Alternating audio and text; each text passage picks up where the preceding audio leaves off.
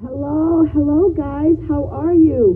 It is Thursday and it is time for today's Mahogany Motivational Moment. How is everyone doing on this Thursday? Hey guys, we are like almost at Friday, isn't that so cool, right?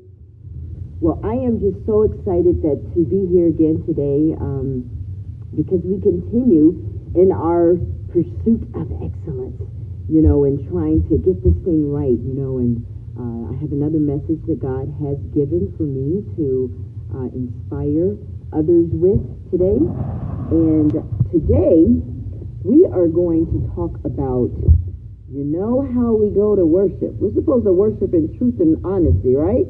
I just first of all want to welcome all of you guys for tuning in. Hi sis, hi Michelle. Thank you guys so much for tuning in to Thursday's Mahogany Motivational Moment. I am just so excited because it's close to Friday. And I'm actually, guys, guess what? I'm going to actually film my promo on this weekend for feeding 400 families, as well as doing a new promo for the Mahogany Bonds Hour Show. So it looks like that's going to be getting up started again. God is faithful. I can't wait to give you guys the true story about all that when it's time. To God be the glory. But thank you guys all for tuning in to Thursday's Mahogany Motivational Moment. I just want to talk about something that's been on my mind a lot. You know how we go and we worship, and we're supposed to worship in truth and honesty and all this kind of good stuff. Well, you guys know that song, Lord, I'm available to you. Use me, Lord, to show someone the way. Y'all know the song. If you don't know the song, go to YouTube when this is over and write in, Lord, I'm available to you, and listen to that song. Because the beginning of the song, and I listened to it right before I came on as well, and if you listen to that song, it gives you this sense that the person singing is reaching out and saying, God, I know why you gave me my eyes. I know why you gave me my ears and my tongue. It was to serve you. It was to please you. And I see that there's needs in the world, Lord. Use me to show someone the way. We go to church, we worship with that. We lift our hearts. Because when you go to church and you worship with God, whether you're in your car, whether you're in a church building, whether you're in your closet, wherever you are, when you worship with him, it should be in truth, right? So when you're singing that song to him, he's saying, okay, use you to show someone the way. Okay, I just might do that. But then, as soon as something happens in our life, the first thing we want to say is, why me? That's what we're talking about today on the Mahogany Motivational Moment. This Thursday, we're going to talk about why. Why do we say that? Why do we immediately equate suffering with sin or suffering with a problem, something we've done wrong? Why? Why do we do that? I'll be honest with you. I think a lot of times we do that because of something that, out of ignorance. That's why we do things that don't make sense, because we're ignorant to what the truth is, right? Well, that's what the Mahogany Bonds Hour, the Mahogany Motivational Moment is all about. We're going to get some truth and honesty up on in this show today, okay? I want to thank all of you guys for tuning in. I'm going to say hello at the end because I want to get right in and get out of this today so I don't lose my time. But thank you guys all for tuning in to Thursday's Mahogany Motivational Moment. Now, check this out. Today, we're going to talk about one of my favorite subjects is, you know what? I need you guys to give me a second, though. While you guys are all coming in, give me 2 seconds. I will be right back, okay? I'll be right back.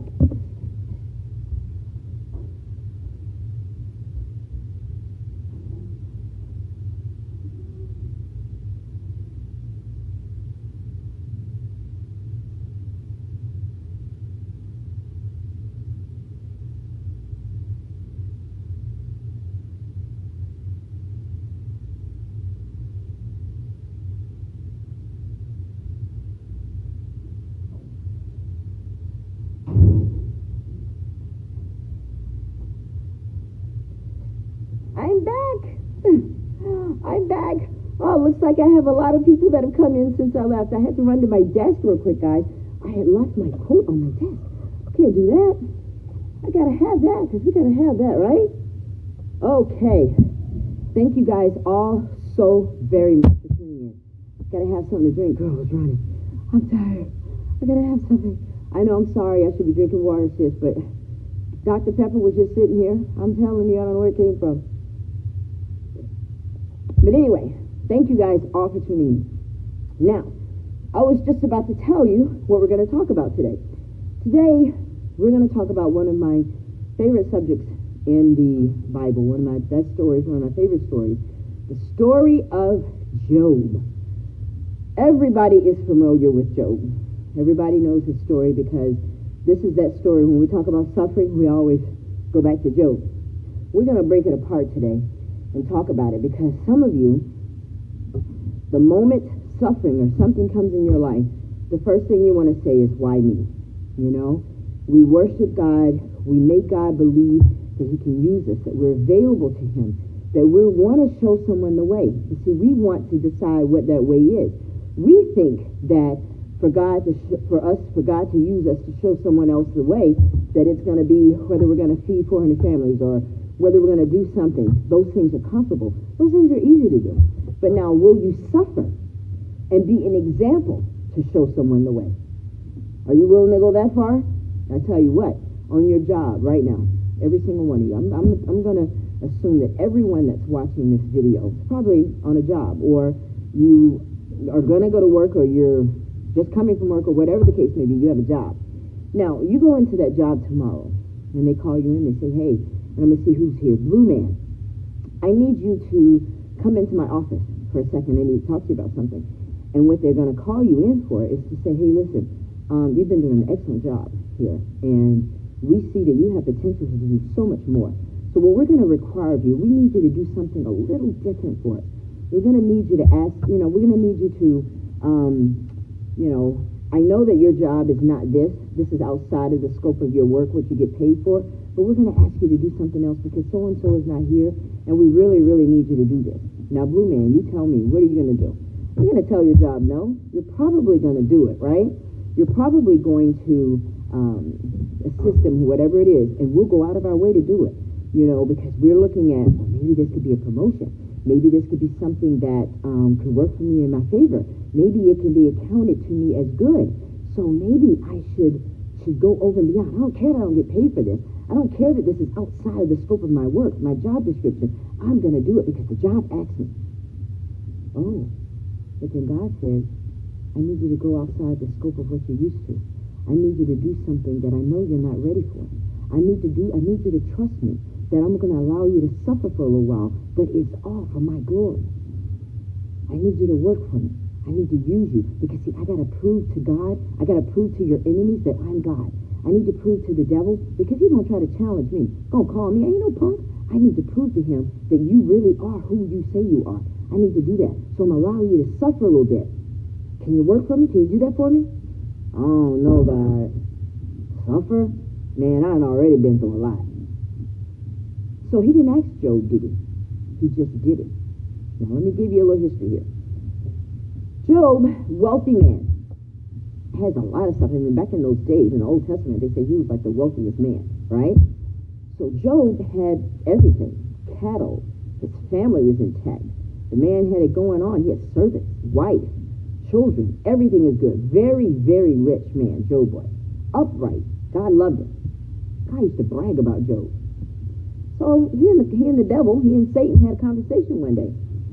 And God was just bragging about Job. Say, oh, my Job, my servant Job, he's just awesome. God brag about you guys. Have you done something that would make him brag about you? Just wondering. Just a little side note there. So he's bragging about him. And Satan's like, yeah, sure. Of course he's all that. Look at what he has. Look at what you've given him. This thing bothers Satan. Like, we really care what Satan thinks, but for the sake of the story, it bothered him. He's like, what's up with that? Of course he loves you, God. Of course he's doing all that. Look at what he has. I bet you he wouldn't be like that if he didn't have all that. I bet you he would curse you. I bet you he wouldn't be so faithful and upright if you took everything away. And God said, yes, he would. Come on, okay, I tell you what. This is exactly what he said. This is what the scripture says, that God said. Very well then, everything he has is in your power, but on the man himself, do not lay a finger. Now, for those of you that don't think that God allows pain to come in your life, there's that point right there. We've been talking about that all week. There's that point right there. He allowed it. He gave Satan the power. He says, look, everything he has is in your power. But you can't do one thing you can't do. Put your hands on him. But you can do everything else to him you want. Do not lay a finger, he said. God allowed his pain. Now, did Job do anything? Job's sitting at the house chilling. Probably sitting on one of his donkeys or something somewhere and just having a ball, having fun, enjoying life. He's not doing anything wrong. But now, guess what's getting ready to happen to him? God has unleashed Satan's power. God has given Satan the okay to do whatever he wants. So this is going to mess with some of you Bible scholars that think that God doesn't allow pain to come into your life. Yeah, he allowed it. He told Satan, okay, you're going to do it. So Satan's like, all right, bet, I got you. Now, so what happens next is Satan unleashed a force that killed all of his family. Killed his family, all the cattle, things, everybody, all dead. He did all of that. The only person that didn't die was his wife. I wonder why. Now, why did he kill everybody but the wife? My guess is that he let the wife stay around because he knew she was going to nag him to death. Just saying. I was just trying to figure that out. But I said, why did everybody die but her? He kept her around. So anyway, so Job is like, oh my gosh, what's going on? I mean, he immediately tore his clothes off and he's just crying out. But one thing he did not do, he did not say, why me? Not yet. He didn't say that. See, one thing when stuff comes to you, the first thing you got to check, that attitude. Remember yesterday I said life is about 10% of what happens to you, but 90% how you respond. Now, this particular moment, Job responded saying, naked I came into the world, naked I shall leave. The Lord giveth and the Lord taketh away. That was his attitude. What kind of attitude you guys have when something comes on you? Sometimes the first thing we want to do is get mad at God, lash out. You don't even know why. You're just lashing out. You don't know what his plan is. Because remember, there's always a purpose in our pain. You have to believe that. That's one way you can get through it. Believe there's a purpose for it. So anyway, so he's just like, you know what, I'm dealing with it. I'm going to deal with it. But guess what? Just like some of you, the friends we got. Job has some friends, too, in his life. What these friends do? They come around talking noise. You know y'all got those kind of friends, too. The moment something happens to you, they'll be there for a little while, and they want to say something to you. They want to say something so badly, right? And then after a while, they'll get bold enough, and then they'll come to you, and they'll say, hey, you know, Ella, you know what? I think maybe you may have done something, girl. What'd you do? You need to repent. See, that's what Job's friends did for him. They came to him and they're like, man, you must have done something. You better repent, ask God for forgiveness or something. Look at you. You've lost everything overnight and you agree with God. What'd you do to him? See, those are his friends. Okay? Remember how yesterday I told you that he's not going to use your enemy when he wants to throw you to the wolves? He'll use your friends. So the friends all talking noise. Everybody coming to Job. Poor Job. He lost everything, and they're talking all this noise. The man is probably grieving over all the people that died, his cattle and all this stuff, and now he's like, oh my goodness. He's trying to deal with it, but his friends talking noise. So he refused to denounce God. Satan was sure by now you cursed God, but he didn't. So he says, I got something for you, Job. So now, what comes next? Now he sends the boils and all this stuff on his body that he looks like, all this leprosy, just messed him up. Rashes and boils and all this. So the wife looks at this and she's like, that ain't attractive. I ain't trying to lay in bed with that. What's up? She's like, look at here. You need to curse God and die. You know, this is the wife now. That's probably the answer that I was looking for. Why didn't he let the wife die? For this very reason right here. He knew he was going to be able to use her to try to get him to turn away from God. I wonder what gave Satan that idea. Anyway, he's still suffering. They're coming up with all his friends. They're all coming up with these theories as to why Job is going through all this. Oh, Job, you did this. Job, you did that. He's trying to come up with all these theories. They're telling him all this stuff about why he's suffering. Ain't that something? How you're suffering, everybody else seems to know the answer. If God didn't give Job the answer, what makes you think he's going to tell your friends? But they got so much vision. They got so much better vision than Job does. Isn't that something? How we have these friends? You blind just like I am. We sit in the optometrist together. We're both getting our vision checked, but for some reason you have a little bit more vision than I do, and y'all listen to them. Come on now. They're sitting in that same appointment with you trying to get some vision cleared. But they seem to know everything. So it's starting to get to Job a little bit. And you guys, you have to be honest. Sometimes when your friends are in your ear all the time, that's why when you're going through stuff, sometimes you might just need to be quiet. Sometimes you might just need to get to yourself. You know, because people in your corner, people that are around you, not always going to tell you what you need to hear, okay? Not always. So they're still yapping, and Job is just like, you know what? You know, I think it's starting to get to Job a little bit, because now he's starting to get a little testy about this. Just a little. He wants answers now. He wants answers now. He's like, look at here. I understand that, God, but I did what you asked me to do, man. I was good. I was cool with you. Me and you were good. Why are you doing this to me? What's going on? Now he's starting to question God. Now he's demanding, you know, conversation with God. I don't know. I mean, I love God and everything, but I don't know if I want to really hear his voice and him come and sit down and have a conversation with me. I don't know if I'm ready for that. But Job thought he was. Job was like, no, I need to know something. You got to tell me something. Okay? Y'all know how you get sometimes. Y'all know that you're the same way. When something's going on in your life, you're like, look at here, God. Come on, man. Tell me something. Send me a text. Tell me, I mean, can you give me a clue? Why? Why am I going through this? What's going on? You know? So, Job is going on and he's starting to suffer. You know, he's suffering more and it's not getting any worse. And he's just like, at this point, you know, he's even cursed his birthday. You know, he's like, I cursed the day I was even born. I mean, he is just, at this point, he's dealing with some stuff. You know, and you got to feel for the guy. I mean, the more you read Job and go into each chapter after chapter, he just keep going through stuff. He has no answers, he has no idea. So, you know, just think about it. You know, we'll give the guy a little break. What if it were you? Boils all over your body. You can't get no cream. They got no cream for it, and you're just like itching and all this kind of stuff. I mean, I'm just trying to paint a picture for you guys. You understand? So he is going through all of this. Well, in the end, Job does get his moment to have a conversation with God. And God got him straight, too. See, that's what some of y'all are right now. God's going to get you straight. Keep asking him why. He got Job straight. And if you got Job straight, Job was cool with it, you know he'd get you straight. He was like, look at here, bruh. How many times did you go out here and say and lay the foundations for this earth? How many times did you get up on a cross and have nails driven through your hands? How dare you question me? You've got to be out your raggedy mind. Are you crazy? I'm just saying what God would say if God was here right now. You understand? I know he didn't talk like that. Y'all stay with me. But he's getting Job straight. He's like, look here, bro, how dare you question me? I am God.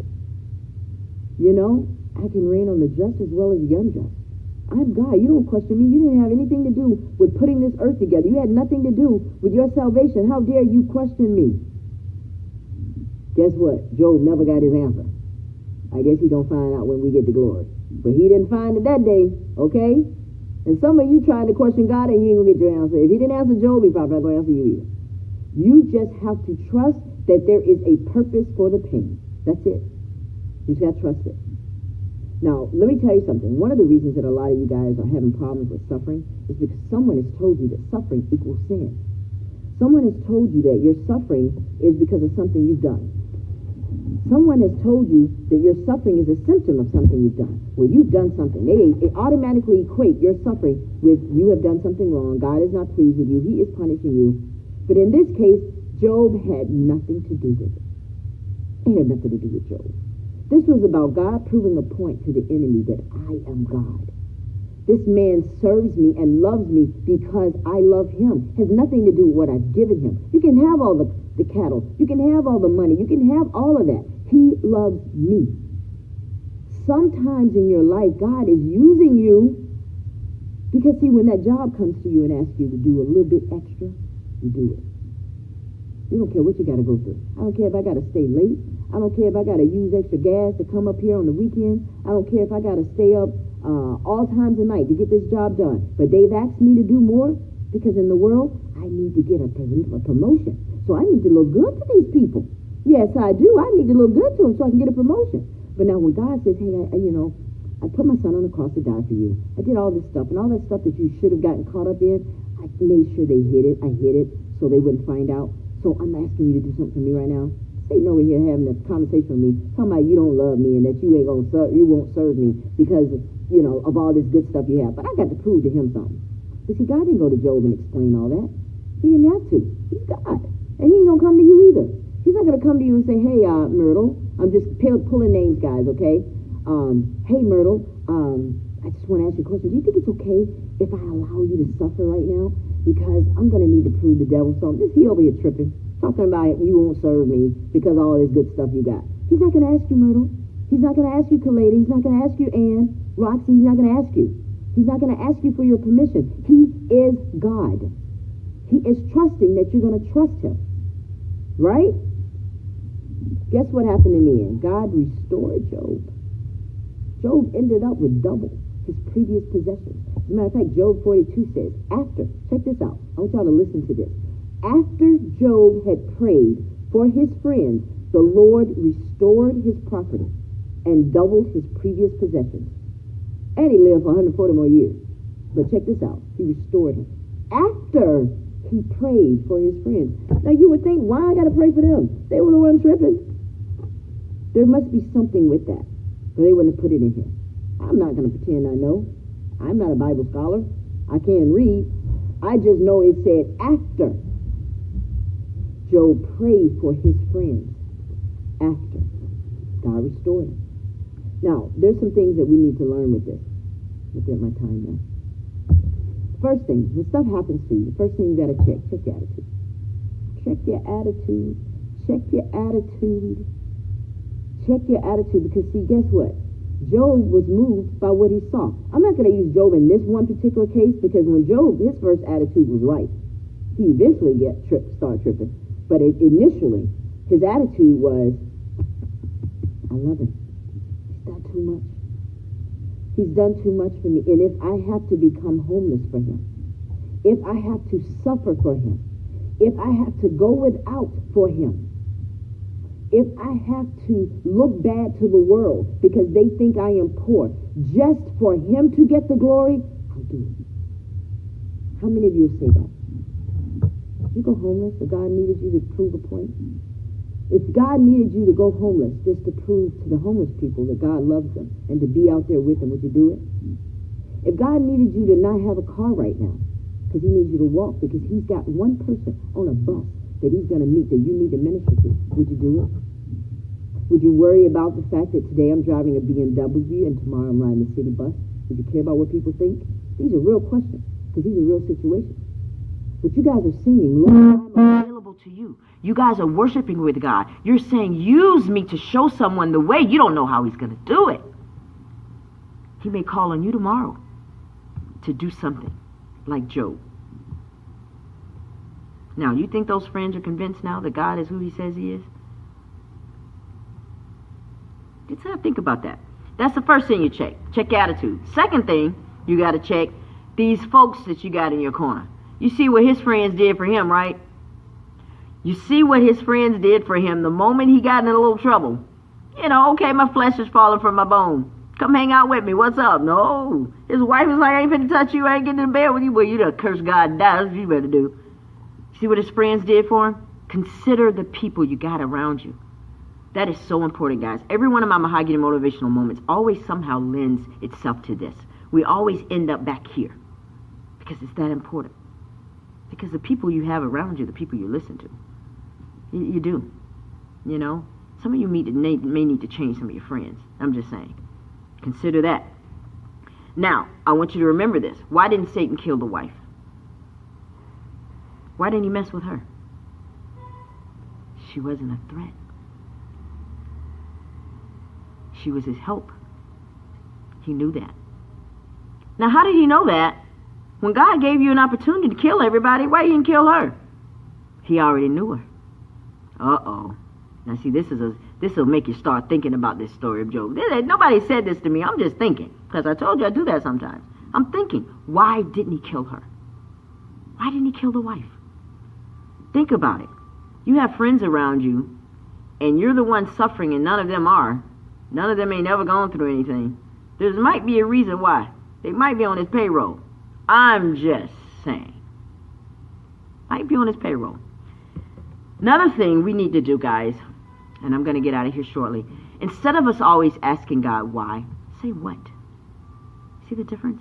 They're both questions, but they have different meanings. Why me? Why not say what? What is it, Lord, that you want me to get out of this? What is it that I'm to learn, Lord? Not why me. You know what I'm saying?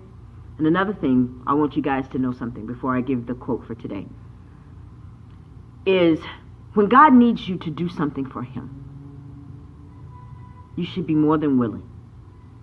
He sent his son to die for you. He kept you out of trouble. He didn't let that eviction go through. He didn't let these people see all that bad credit when you went to get a car, and he allowed you to get a nice car anyway. He didn't let that bill be, he allowed that person's heart to change for you when you owed that bill, and they wiped it clean. See, all those things, we get all excited about that kind of stuff because we're happy. We got something we wanted. But now when God needs something from you, what do? Every single one of you that are watching this video, when you get done watching this video, tomorrow may be your time. God may call on you and say, hey, Francis, I'm going to need something from you. It's going to hurt a little bit, but I got you. I'm going to restore you, but I got to prove a point to somebody. Your family, see, they don't believe in me, but I'm going to use you to prove to them who I am. Work with me, because we have no problem with the job ask. So the next time the enemy comes around, and you know that this is a possibility God could be using you, instead of saying, why me? You look at the enemy square in the face and you say, try me. Let's get the quote for today. All right? The next time you're worshiping and don't know what to do, stop playing with God, saying, Lord, I'm available to you. You think you know suffering. You believe Job's suffering was real.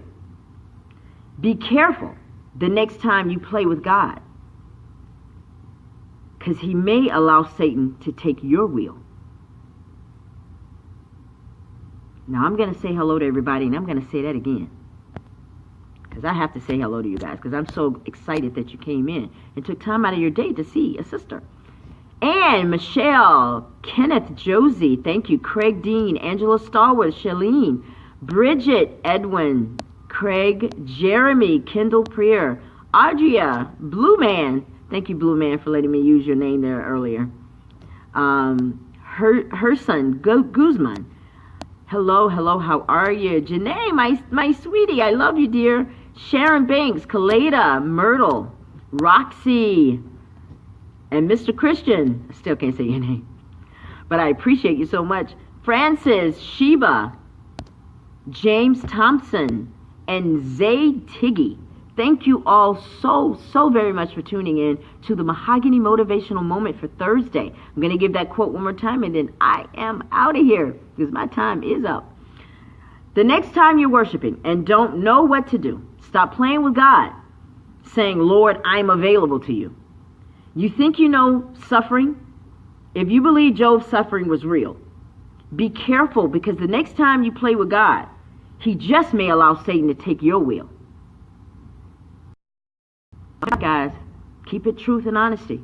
God is real. This is real out here, what we're dealing with. But I just wanted to come on today and encourage you guys. Job, the book of Job, is one of my favorite. You guys, when you have a chance, take some time and go and read the entire chapter, because it'll bless you. Because Job suffered, but it was all part of the plan. And because he endured, because he endured, he ended up with more than he started out with. So I want to encourage you guys today. Don't fall apart just because you're suffering. Don't allow people to make you think that the suffering is equated to sin. Sometimes it could be. I'm not going to say it isn't always. Sometimes it is. But this time it wasn't. This time it had nothing to do with Job. So I want to encourage you in the Lord today for you guys to just hang in there and just keep trusting God no matter what. Trust God even when you can't trace God. All right?